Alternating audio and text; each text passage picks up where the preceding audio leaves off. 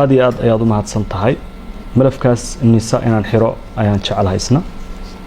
oo aan kaga gudbo su'aalo kooban oo dheeraad ka ah afartii mawduuc ayaan hore u soo sheegay kuwaas oo ka kooban kuna saabsan marxaladda siyaasiga xaaladda gobolka iyo kiis muhiim ah oo la xiriira ciidan dawladda Soomaaliyeed dhalinyaro Soomaaliyeed oo loo diray dalka meel ka baxsan oo la sheegay in la soo tababaray muddo ku siman sanad in ka badan maqan waana ciidan Eritrea loo diray dhalinyaradaas Eritrea loo diray nabad sugidda qortay sida xogteeda aan hayno nambarkooda ma inoo sheegi kartaa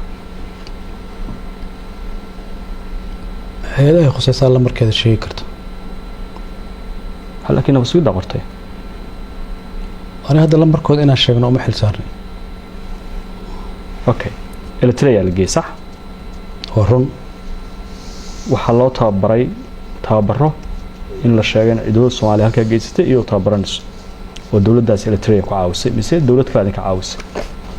ما فاهمين سؤال. هل كان إلا جي عيدنك؟ يض إلتريا عالم كويسان حرير لا لهين أو ودن قادنسن سياسة دهان. إن الدورتان Eritrea idinkoo heli kara dalal kale maxay ku dhacday horta marka adiga baahi qabtid cid ku seenaysa laga qaataa anaga baahidan qabnay waxay ahayd in ciidan loo tababaro marka dawladii kale noo tababaray waxay Eritrea uga duwan tahay ma jirto Eritrea waliba ina taqaanaan u maleynaya dawladaha ugu tababarka fiican ay ka mid tahay military ciidankii loo geeyay in tababarka ugu fiicnaa bay siiyeen iyo aqoonta ugu badnaa bay siiyeen waxayna noqon doonaan ciidamada Soomaalida la soo tababaray kuwooda ugu tababarka fiican bay ka mid noqon doonaan 5,700 tiradaas inay tahay oo qaybo kala duwan ciidanka isugu jira saxba aniga hadda tirada inaan confirm gareeyo shaqadeeda ma aha maxaa la baray ciidanka waxaa la baray qaybo kala duwan oo militariga waxaa loo tababaray tababar aad iyo aad u sareeya waxaa lagu tababaray hub kala duwan waxaa loo tababaray jir ahaan waxay noqon doonaan askar dalka Soomaaliyeed oo ah hanti ay u ay doonto sanado farabadan ay u ay doonaan saddex galka gobolka Geeska Afrika marka laga hadlayo waxa soo baxay markii uu bilowday November 2020 dagaalkii gobolka Tigray ee Ethiopia ka dhacay in ciidankaas loo adeegsaday dagaalkii waqooyiga Tigray oo ay ka dagaalameen baadhame horta warkaas waa ka xumaa inaan dhaho waxa faafiyay Tigray iyo kuwa Tigray u shaqeeya Soomaaliya jooga dad siyaasiyiin jira oo Soomaaliya jooga oo Tigray shaqaalo ah Tigray maxaa loo jeedaa warkaas yaa faafiyaan kala hadlayo aniga ciidamada Soomaaliya dagaalka Tigray ka qayb galay soo sheegaysid naam warkaas waxa faafiyaan ku yiri waa Tigray iyo wakiilada Tigray ee Soomaaliya jooga number 2 regionka waa taqaanaadii Ethiopia oo 100 milyan ah maxay uga baahan tahay ciidan oo dhowr kun oo Soomaali ah way ay ugu baahan tahay hal habeen bay qorataa 200 kun askari hal maalin bay qortaan 100 kun askari hal maalin qortaan horta xataa aqliga bini'aadamka ka soo horjeeda in la yiraahdo dawladda Ethiopia waxay u baahatay dhowr Soomaali ah oo tababar loo sameeyay u baahatay aqliga caadiga ka soo horjeeda number 3 hal askari oo ciidanka dawladda Soomaaliyeed ay u dirtay Eritrea oo tababarka military u aaday hal askari oo ka qayb galay ma jiro waxa intaas kuugu daraaya xataa xeriyahooda kama bixin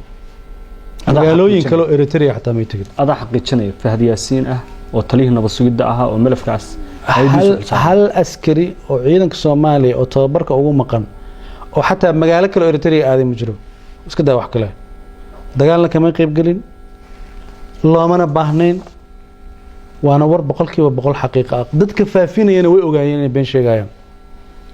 dad badan oo caabanayo hooyooyin iyo aabayaal ah saxaafadda waa ka aragtay waxay ka cabanayeen hadda warbixin khaldana la siiyay waa waarid maxaa u lahad weydeen waa la hadalnay waa la xiriirnay ilmahoodan la soo hadalsiin kulligood ilmahoodan la soo hadalsiin ciid kasta waaridkood bay la soo hadlaan siday u leeyihiin nin walba waaridkiisa telefoon soo diraa dad dhintay waa jiraan oo askarta kamid ah oo tababar ama meel kale si kale u dhintay fiiri aniga faylka ciidanka mas'uul kama ahayn dad baa mas'uulka ah ciidanka military waa ciidan horta nabad sugid ma aha marka xogahooda qaar oo tafaasiisha ah aniga inta siyaasiga adiga weydiin kartaa wax dagaal oo ciidanka ay ka qayb galeen ma jiro abadan hal askari kama qayb galin Fahd Yaasiin nisa ayaa soo hogaamisay xog badan oo dalka nabad haysa ku wajahan amniga dalka gaar ahaan al-shabaab laakiin inta al-shabaab gaarin waxaan codsan lahaa siyaasiyiinta Soomaaliyeed inay kala saaraan ajandaha siyaasiga iyo ajandaha qaranka.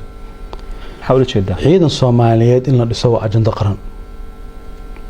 yaa ka soo horjeeda ciidankan waxa loo dacaayadeynayo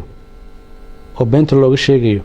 oo waalidiintaas caloosha looga soo tuurayo oo loo dhibaateynayo dad mas'uuliyiin oo Soomaaliya baa sameynaya. haddaad og tahayna maanta madaxweyne Maxamed Abdullaahi Farmaajo markuu xilka wareejinayay xil wareejintii buu ku daray ciidankaas maqan tababar bay u maqan yihiin madaxweyne la wareeg. maanta madaxweyne Xasan Sheekh wuxuu haystaa fursad qaali ah oo dahabi ah oo dalkana dib uga shaqeyn karo amniga dalkana uga shaqeyn karo waana wixii asaga ka horeeyay oo la qabtay madaxweyne kastana wixii hore loo qabtay waa inuu sii ambaqaadaa. marka runtii dadkii ka shaqeynayay ciidankaas dagaal ka qayb galay iyo kan bay sameeyaan markii ciidanka wadanka yimaadaan ay arkaan way yaxyixi doonaan. qodobka labaad oo muhiimka waxa waaye dowladda Eritrea taariikh siyaasadeed oo muddo dheer jirta naga dhaxayso. waxay aaminsan yihiin xorriyadooda inaan ku caawinay waana run. waxay aaminsan yihiin istiqlaalkooda inaan kala shaqeynay jiritaanka dowladda Eritrea aan kala shaqeynay. sababta ay ciidanka noogu dhisayaan waxay aaminsan yihiin shacabka Soomaaliyeed wanaag ay u hayaan iyo kalgacalo ay u qabaan bay u siinayeen. laakiin waxa la aaminsan yahay in systemkii farmaajo nabadii nool ee dowladda Soomaaliya xilliga jirtay afawarkii xiriirkiisu inuu halkaas ku ekaanayo sababtoo ah dad badan oo ay kamid yihiin madaxda hadda xukunka joogtaa marar badan waxay ku eedeeyeen afawarkii inuu kaliya talisnimo ku abeerayo Soomaaliya. waa maqashay sax afawarkii inuu kaliya talisnimo ku abaabinayo Soomaaliya. hadda yaa dhahayo warkaas oo kuwii Tigreega dhahayo laakiin madaxweynayaal hore ayay waa dadkii Tigreega u shaqeynayay oo beentan faafinayay. aniga wadanka kale sida loo maamulo inaan farageliyo xaq boo ma lihiba. aniga waxaan xaq u leeyahay inaan ka hadlo dalkayga maxaa maslaxa oo aan dalka ka heli karaa. dowladda Eritrea waxay noogu deeqday inay ciidan Soomaaliyeed noo tababarto. way ku mahadsan yihiin salaam baan waliba siinaynaa. rajada aad ka qabteen ciidankaas Soomaaliya ku soo laabtaan faadahaan inta lag waa ku dhawaaqay madaxweyne Xasan Sheekh ku dhawaaqay madaxweyne Maxamed Abdullaahi Farmaajo ku dhawaaqay inuu ciidanka kala wareegay waana la keenayaa ciidanka waana ayagoo tababaran oo faa'iideysan waa sababta aan ku leeyahay markay ciidanka wadanka yimaadaan ayagoo waji gabax bay joogi doonaan siyaasiyiintaas. markaad eegto khibradda aad u leedahay al-shabaab iyo hay'adda amniga aad ka soo shaqaysay iyo shaqada dheer ee aad muddo 5 sano ah gacanta ku haysay ee dowladda federaalka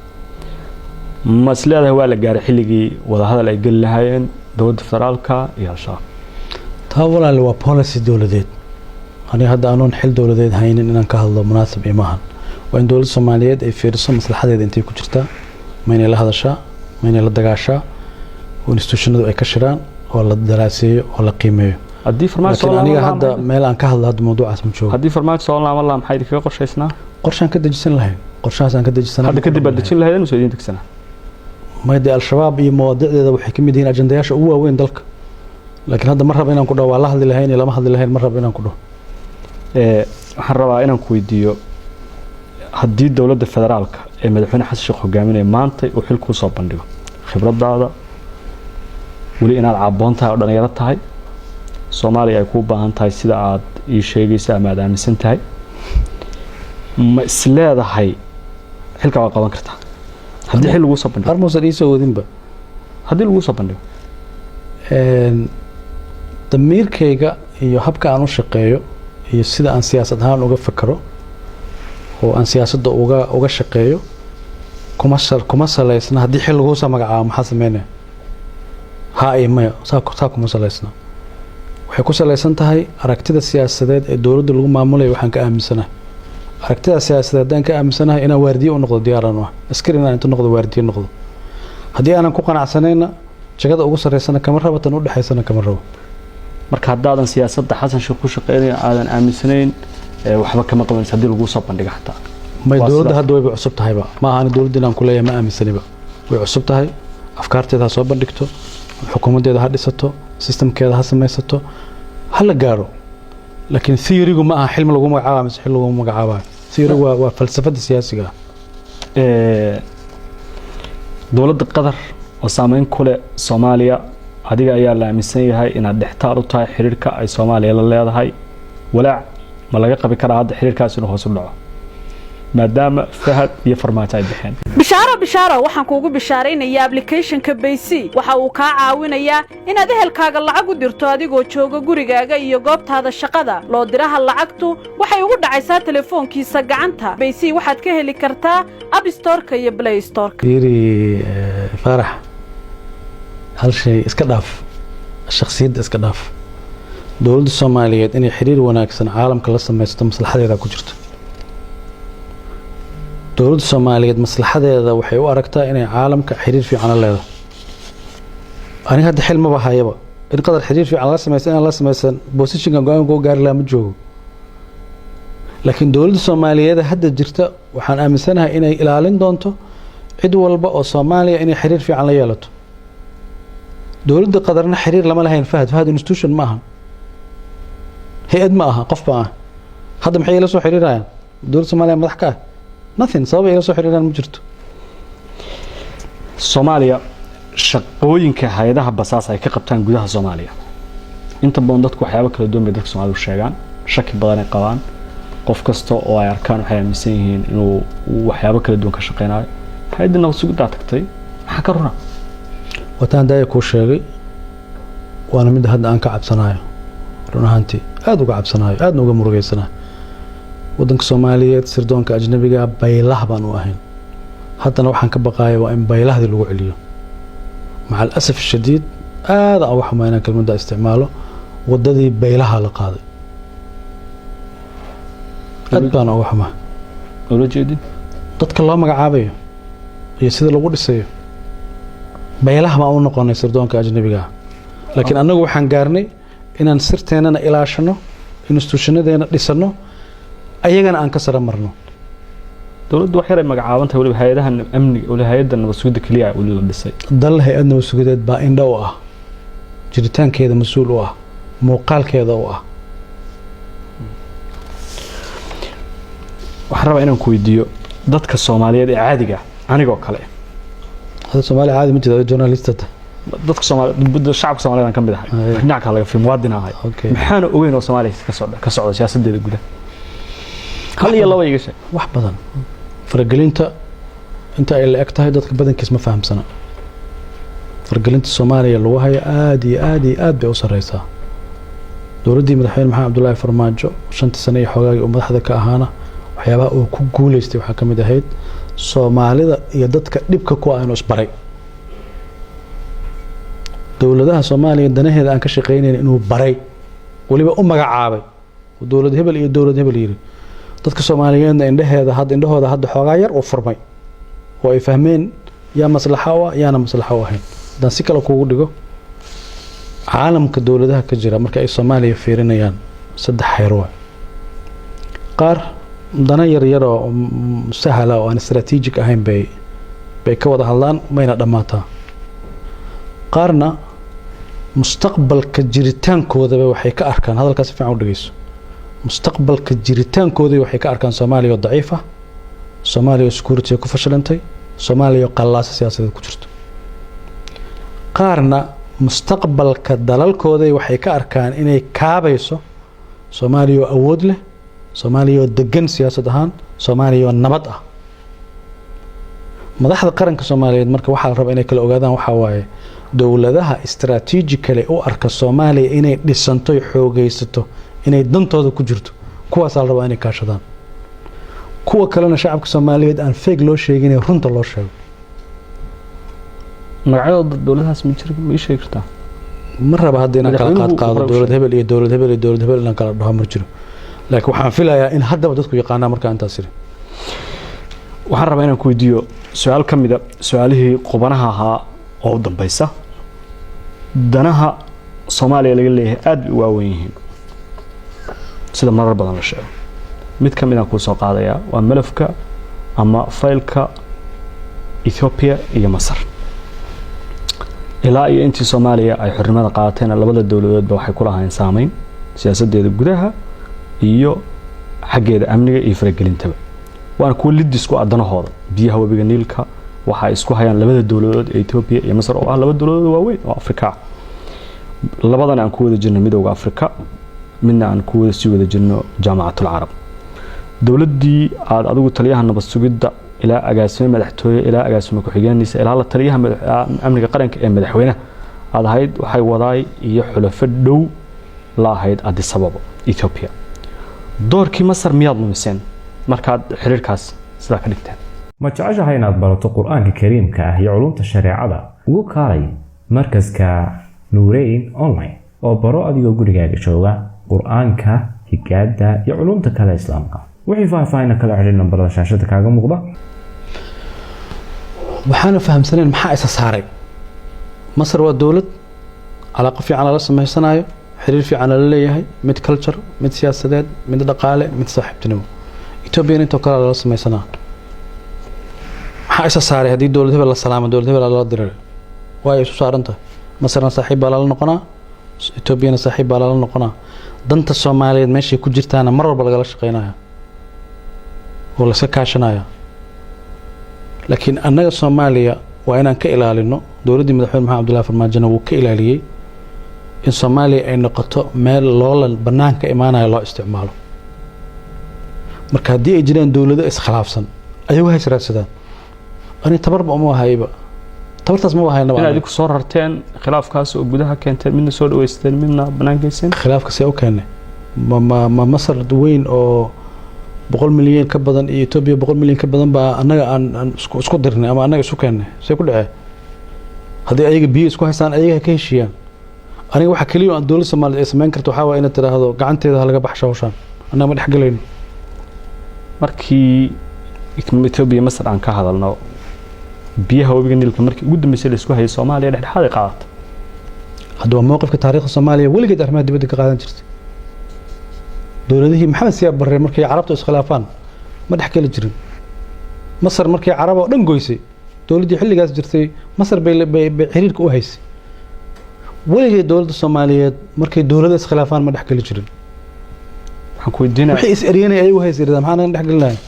Fahad Yaasiin aad iyo aad u mahadsan tahay waraysigaaga waxaan rabaa laba su'aalood ugu dambeeyay inaan ku weydiiyo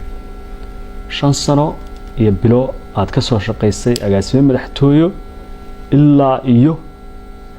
la taliyaha madaxweynaha amniga qaranka ugu dambeeyay ilaa taliyaha nabad sugid shaqadii aad qabatay ma ku faraxsan tahay wax ka khaldan ma jireen waxaas leedahay Allah halkaas iimadeen maanta way fiicnaan lahayd inaan sii wada ma jirto والله هرت مركز كواد هذا أنا وحن كل شقينا برنامج مدحوينا ومد الصومالية إيه كدورتي برنامج كاتانا فرينيني حكومة فرينيسي هي ذاك الدولة دولة فرينيسي برنامج كاس برنامج دمايسترن وضلك ميل جارسينا يوها أنتي هدا شنت سنة بركة هاينا شقاء دواناك سن ودنك الله قبت بني آدم باليه ولا خدمي كرا أنا هدا جاري ويديسي إنه ستوش كان جوج بني آدم بانهاي وخدمي كرا وإحنا وهجاجين كرا وإحنا وخدمي كرا لكن شخصاً أي بركة بعدي والحلال كله دوان سوق قبتي وحن كسب بحي أنا ولا بشيء سهلي أقون هي خبرة ضلك يجا أنويا شيء ضدك يجا أنويا شيء صومالي أنويا شيء وأنا جي كررت أنا عافمات قبنا وكسب بحي واحد قبل برك علم أي عافمات ما سوق كررت waxaas dhig kartid alla ila waxaasi maanta cafis waa u baahan tahay shacabka Soomaaliyeed inay weydiisatid ma jirtaa shacabka Soomaaliyeed wanaag waxaan ahayn kama shaqeynin waxay shacabka Soomaaliyeed dambi ah oo ay haystaan ma jiraba oo ay leeyihiin maanta fa dambigaas oo galay cafis ka weydiisto mid kale aniga shaqaalaha hoosaan ba ahaba anoo agaasimo ma dhaafin horta moogta haddaan chance ku siiyo dadka Soomaaliyeed oo aad 5 sano iyo bilo aad meel kala duwan ka soo shaqeysay waxaad fariin is aragiina dambe waxa laga yaabaa inuu qaato 10 sano oo kale inaad san kale iska hor fariistaan fariin aad gudbin lahayd ها لaba fariimood baan gudbin lahaa hay fariinta koowaad waxa waaye dadka Soomaaliyeed waa baraarugteen cadawgiina iyo saaxiibkeena waa kala barateen baraarugiinaas wuxuu marqaati u noqon doonaa dib u dhiska dalka wuxuu marqaati u noqon doonaa dib isu haynta dalka nin siyaasi ah iyo dawlad markaas jirto garaadka Soomaaliyeed maanta uu ka weynaaday garaadka Soomaaliyeed maanta wuxuu soo gaaray danahooda qaranka inay iyaga ilaashadaan oo ogtahay kiisas fara badan oo shacabku waardiyaysan jireen baa jiray oo iyagu ilaashan jireen ummadda Soomaaliyeed marka fariinta koowaad waxa waaye garaadkaas abuurmay inuusan ka bixin ay dalkooda ka niyad jabin sida ay dalkooda gaar iyo waardiye uga ahaayeen oo ay uga sareeyeen siyaasiyiinta haddaad fahamsantahay meeshaan u jeedo waxa waaye garaadka ummadda Soomaaliyeed wuxuu gaaray inay ayagu yihiin dadka ilaashanaya dalkooda oo siyaasina khaldi karin dareenkaas abuurmay oo saaxiib iyo cadow kala garteen danta Soomaaliyeed dadka shaqeynaya dadkan ka shaqeynayna kala garteen inay ilaashadaan horta waa number 1 qodobka labaad waxa waaye oo fursad qaali ah inaan kula dardaarmo Soomaali baa leh Soomaali baa ilaashan karta Soomaali baa waardiyeysan karta maalinta aanu annaga isku tashanno baa waxa naga dhimana dhameystiran karnaa dadka Soomaaliyeed markay aysan ku mashquulin faragelinta intee la egtahay faragelinta xagee ka timid way jirtaa way qodanta laakiin ha u tashteen ayaga wadankooda aad iyo aad ayaad u mahadsan tahay Fahdi Yaasiin waa kaaga mahadcelinayaa waraysigaaga insha Allah